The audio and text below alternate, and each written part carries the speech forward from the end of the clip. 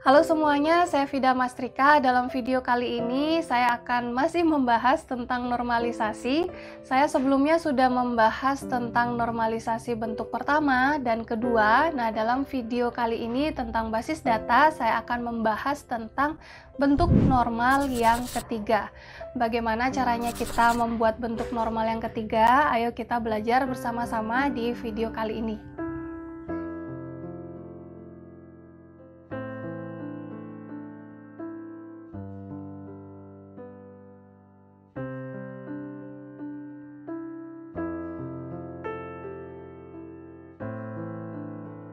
Saya mulai dari tabel kita yang terakhir di second normal form ya. Mungkin ada dari kalian yang masih ada yang mengganjal, kenapa sih tabel ini sudah dianggap normal di second normal form? Second normal form itu hanya menormalisasi sampai tidak ada ketergantungan parsial pada tabelnya ya. Jadi dari kunci-kunci yang kita sudah tentukan di awal, tabel ini memang sudah tidak mempunyai ketergantungan parsial lagi. Mungkin kalian mengganjal di tabel yang ini ya. Oke, nomor nota di sini memang menentukan tanggal, menentukan juga nama, menentukan alamat, dan juga menentukan teleponnya.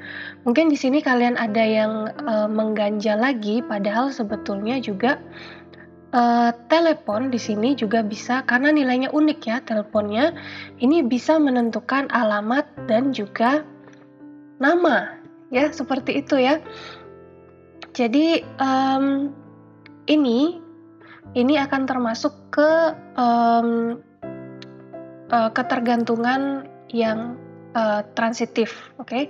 Makanya kita belum menormalisasikannya di second normal form, kita akan lanjut ke third normal form. Tujuan dari normalisasi sampai tahap yang ketiga ini adalah mengurangi redundansi atau pengulangan data, setelah itu memastikan dependensi data dan menghilangkan anomali-anomali ini ya. Untuk anomali ini sudah saya sempat jelaskan di video-video saya yang sebelumnya. Sekarang kita sudah sampai di bentuk normal yang ketiga ya. Kita sudah memisahkan atribut bernilai banyak dan komposit untuk mencapai bentuk yang pertama. Kita sudah memisahkan atribut dengan ketergantungan parsial untuk mencapai bentuk yang kedua. Dan sekarang kita akan memisahkan atribut dengan ketergantungan transitif untuk kita bisa mencapai bentuk normal yang ketiga. Ya, syaratnya untuk membentuk yang third normal form ini, yang pertama adalah memang harus melalui first normal form dan second normal form yang terlebih dahulu. Dan kalau ada atribut yang bukan primary key memiliki ketergantungan transitif terhadap primary key, itu harus dihilangkan dengan cara memisahkan tabelnya. Ya, kita kembali ke tabel yang tadi. Tunggu dulu. Saya ingin mengingatkan dulu ketergantungan fungsional transitif itu seperti apa. Saya sudah ada video untuk menjelaskan ini ya, jadi saya menjelaskannya sepintas saja untuk ketergantungan fungsional transitif ini. Secara singkat, ketergantungan fungsional transitif itu adalah jika atribut B bergantung pada atribut A, dan atribut C bergantung pada atribut B, maka kita bisa anggap atribut C itu bergantung pada atribut A. Jadi di sini begini ya, kalau kita mau tulis biar lebih bisa dimengerti. Nah, jadi atribut C itu bergantung pada atribut A. Itu termasuk ketergantungan fungsional transitif. Contohnya di sini atribut kode prodi bergantung pada atribut kode fakultas, dan atribut NIM itu bergantung pada atribut kode prodi.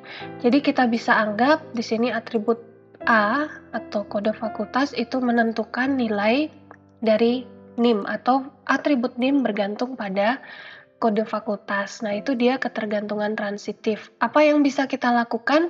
Kita bisa memecah atau mendekomposisi tabelnya ya. Jadi tabel yang pertama terdiri dari kode fakultas dan kode prodi, tabel kedua terdiri dari kode prodi dan NIM. Itu caranya kita menghilangkan ketergantungan transitif pada tabel. Kita kembali ke tabelnya sekarang. Tabel yang memiliki ketergantungan transitif adalah ini ya.